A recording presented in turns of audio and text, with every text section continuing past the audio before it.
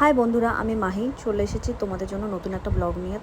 তো কালকে friendship day, তো দ্যাটস ওয়াই আমি চলে এসেছি এটিএম এ। আমার কিছু গরিব বন্ধু বান্ধব আছে যাদেরকে ট্রিট দিতে হবে, কারণ আমার বার্থডে আসছে। ভাবলাম একসাথেই খাইয়ে দিই।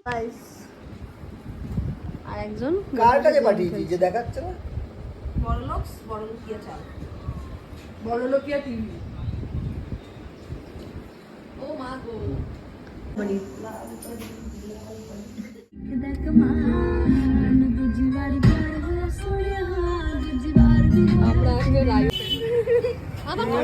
তোর মা কমেন্ট করে বলছে ভালো খারাপ সবকিছুতেই করে, বলছে আগের দিন মাইকে আমি একটা ট্যাগ করেছি বাজে, বলছে মা ওখানে লিখেছে নাইস। আমি ফোনকে বলছি কি করছো মা, ডিলিট করো। কোথায় এসছিস? কোথায় এসছিস? খানা খানে ডিনার করতে আসলাম, আর কোনো খাবারই কপালে জুটলো না। যাই হোক, আমরা রাতে থাকলে তো লং ড্রাইভে একটু বেরোবো চা খেতে, তাই না? এরকম রাত্রিবেলা মধ্যমগ্রামে পুরো বারাসাত এয়ারপোর্ট ঘুরে আমরা কিচ্ছু পেলাম না। তো ম্যাক্সের সাথে আমার ঝামেলা চলছিল, কে চিকেন করবে। কি করবি তুই বল না? রসুন ছেড়ে দেবো। কেন রসুন ছিলে দেবি? তুই বলেছিস তুই রান্না করবি চিকেন, কি করবি? ভাই যে খেতে ব্যস্ত, আর আমরা রাত্রির বেলা বাজার করে ফিরলাম। সবাই রান্না করছে, আমি কিছু করছি না।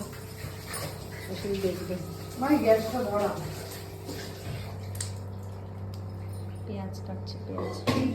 আমাদের রাত 12টার সময় সারা মধ্যমগ্রাম খুঁজে আমরা কোনো ধাবাতে খাবার কিনতে পারলাম না। তারপরে শেষে রাত 12টায় মাংস কিনে নিয়ে আসলাম। এখন রেডি হবে, খাবো।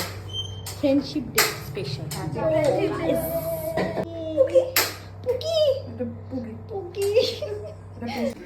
পুকি pookie, happy friendship day. Pookie রান্নায় সবাই এত এক্সপার্ট যে রান্না করতে করতে রাত 1টাই বেজে গেছে, আর এদিকে কারেন্টও চলে গেছে। ওই গরমের মধ্যে সবাই বসে দেখো কি খাচ্ছে। চিকেন রান্না রেডি, ফ্রাইড রাইস সামাই থেকে অর্ডার করছি কারণ অত সময় নেই। সকাল সকাল ভর্তি বিল যাবো বলে তাড়াতাড়ি ভোর 5টায় উঠলাম। আমার ঘুম কাটেনি এখনো। ম্যাক্স এদিকে আমাদেরকে বোকা বানিয়ে নিজেই ঘুমাচ্ছে। ওয়েদারটা খুব সুন্দর ছিল, তো ভাবলাম বাড়ির দিকেই রওনা হই। তো মাঝে একটা জায়গায় আটকে গেছিলাম, প্রচুর জল ছিল। ভাবলাম একটু নৌকা বানিয়ে ছোটবেলার দিনগুলো ফিরিয়ে আনি। তোমরা সবাই জানো আমাদের সোদপুরটা বর্ষাকালে ছোটখাটো নদী। নৌকায় জল ঢুকে গেছে। বাড়ি ঢুকতে না ঢুকতেই বৃষ্টি। এই সানডে মনে হয় এরম ভাবেই কাটবে, কোথাও তো আর বেরোতে পারলাম না, তাই ভাবলাম বাড়িতেই অর্ডার করে নিই। অনেক অপেক্ষার পরে চলে এসেছে আমাদের জোম্যাটো দাদা। আবার সেই ঘুরে ফিরে সাংহাই। তারপরে একটা লম্বা ঘুম দিলাম, ঘুম থেকে উঠে দেখলাম আমার দুই জিগরা আমার জন্য ফ্রেন্ডশিপ ডে কেক নিয়ে এসেছে। Happy friendship day.